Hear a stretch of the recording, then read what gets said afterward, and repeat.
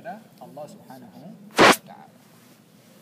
Kita akan mengambil keberkatan daripada malam yang penuh dengan bahagia ini dan mendapat di Masjid Al-Aqsa untuk sedikit membahas beberapa perkara yang ada hubungan kait dengan Al-Masjid Al-Aqsa, yaitu berkaitan dengan Siti Maryam. Dalam kuliah subuh sebentar tadi saya ceritakan bahwasanya satu-satunya surat Al-Quranul Karim yang diberi nama dengan nama seorang wanita adalah surat Maryam. Pagi tadi saya ceritakan kenapa Maryam diberi nama Maryam. Apa itu arti Maryam? Dikatakan bahwasanya arti Maryam apa tadi? Khadimatul bait, yakni yang berkhidmat di rumah Allah Subhanahu wa ta'ala. Maryam diberi nama Maryam disebabkan oleh kerana ibu ketika mengandung janin berazam dan berniat agar supaya janin yang dikandungnya itu adalah menjadi pembantu di rumah Allah Subhanahu wa ta'ala. Pentingnya seseorang itu bila mana berada dalam keadaan hamil ataupun ingin mencari nama, hendaklah berkesesuaian nama itu dengan orang yang akan diberi nama. Jangan sekali-kali memberi nama kepada anak yang kita tak tahu makna, kerana nama akan membawa kesan kepada orang yang diberi nama. Baginda Rasulullah sallallahu alaihi wasallam bersabda, berilah nama anak-anak kamu dengan nama-nama para anbiya, atau berilah nama kamu dengan nama anak-anak yang baik, karena kamu nanti di hari kiamat akan dipanggil sesuai dengan nama kamu di dunia. Satu peristiwa baginda Rasulullah sallallahu alaihi wasallam ketika putrinya Siti Fatimah melahirkan anak laki-laki, maka baginda Rasulullah tanya kepada Sayyidina Ali, nak bagi nama anak siapa kamu wahai Ali? Kata Ali bin Abi Thalib mengatakan, saya bagi nama Harbun ya Rasulullah. Harbun artinya perang, sebab Sayyidina Ali suka untuk berperang, maka dia nak bagi nama dengan nama yang sesuai dengan apa yang dia kehendaki. Orang-orang Arab dahulu bila mana bagi nama kepada anak-anaknya, dibagi nama dengan nama-nama yang ganas. Tha'lab, musang. Kalau beri nama anjing umpamanya, atau beri nama-nama binatang buas. Sebab apa? Nak jadi anak yang hebat. Tapi pembantunya, hamba sahayanya, dibagi nama-nama yang sedap. Atha, Rabah, nama-nama yang elok. Anaknya bagi nama-nama binatang, pembantunya dibagi nama-nama yang elok. Bila mana ditanya kenapa? Iyalah, kalau pembantu dibagi nama binatang buas, nanti dia boleh lawan kepada saya, kepada tuannya.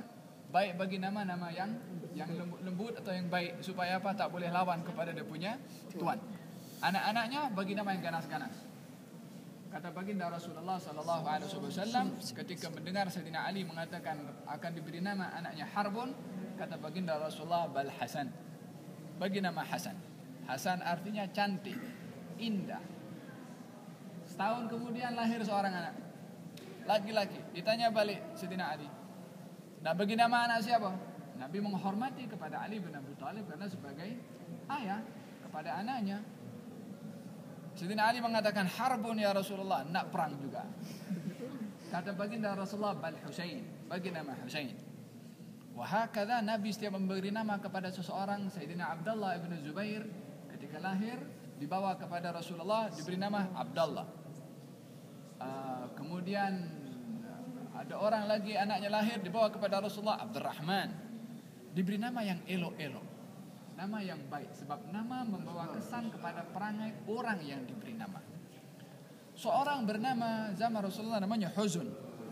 Huzun artinya sedih. Maka baginda Rasulullah ubah nama itu menjadi Sahlun, mudah, ringan.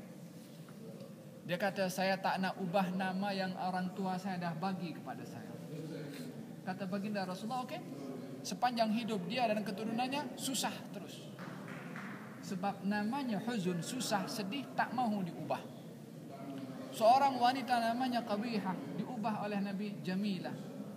Walhasil, nama membawa kesan kepada orang yang diberi nama.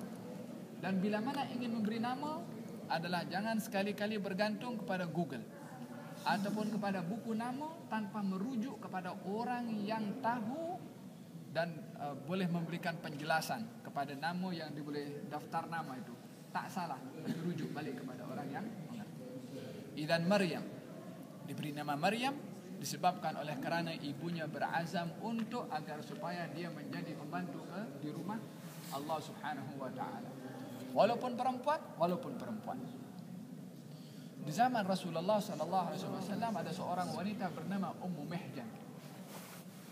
Tugasnya adalah kasih bersih masjid. Bila mana orang selesai salat, dia datang masjid kasih bersih semua. Hari-hari Rasulullah nampak. Sampai satu peristiwa, satu ketika Nabi masuk masjid dah berapa hari tak jumpa. Ditanya oleh Rasulullah, mana itu perempuan Ummu Mihjan? Diberitahu kalau dalam keadaan sakit. Diziarahi oleh Rasulullah, didapati sakit tenan.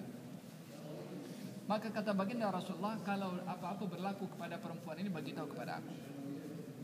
Lama perempuan itu meninggal dunia, as-sahabah ketika itu tak bagi tahu kepada Rasulullah sebab meninggalnya di waktu malam. Tak nak ganggu rehatnya Nabi. Maka dikebumikan malam itu. Esok hari dibagi tahu kepada Rasulullah kalau Ummu Mihjan sudah meninggal dunia. Kata Nabi, kenapa tidak bagi tahu? Akhirnya Nabi datang pergi ke kuburnya. Nabi salat di samping kubur Ummu Mihjan. Selesai daripada salat itu, Nabi panggil, "Ya Ummu Mihjan, apa kamu dapat dalam kubur itu?" Maka dijawab oleh Rasulullah SAW bahwasanya yang dikatakan oleh Ummu Mihjan itu tak ada amalan yang lebih baik daripada berkhidmat di rumah Allah Subhanahu wa taala. Idzan berkhidmat di rumah Allah dengan pelbagai macam. Baik dengan kita menjaga kebersihannya, menyumbangnya, menjaga apa saja bentuk untuk berkhidmat di rumah Allah mengikut kita punya keupayaan untuk menjaga rumah Allah Subhanahu wa taala. Rumah Allah Subhanahu wa taala ada kelasnya. Masjid-masjid rumah Allah Subhanahu wa taala. Surau pun boleh dikatakan rumah Allah Subhanahu wa taala. Tapi yang tiga ini adalah tiada tandingannya berbandingkan kepada mana-mana yang lain. Salah satunya tempat yang kita berada sekarang ini, yaitu Al-Masjid Al-Aqsa. Yang berkhidmat di rumah Allah di Masjid Al-Aqsa berbeza dengan mana-mana masjid, tapi tidak lebih baik daripada Masjid Al-Haram ataupun Masjid Nabi Muhammad sallallahu alaihi wasallam yang peringkat kedudukan kemuliaannya adalah Masjid Al-Haram, kemudian Masjid Nabi, kemudian Masjid Al-Aqsa. Dan Maryam itu artinya adalah orang yang berkhidmat di rumah Allah Subhanahu wa taala. Yang hadir kelas pagi tadi kuliah subuh, saya ceritakan panjang lebar kenapa Maryam ibunya memberi nama Maryam. Kisahnya panjang lebar. Yang tak hadir pagi tadi boleh tanya kepada yang hadir.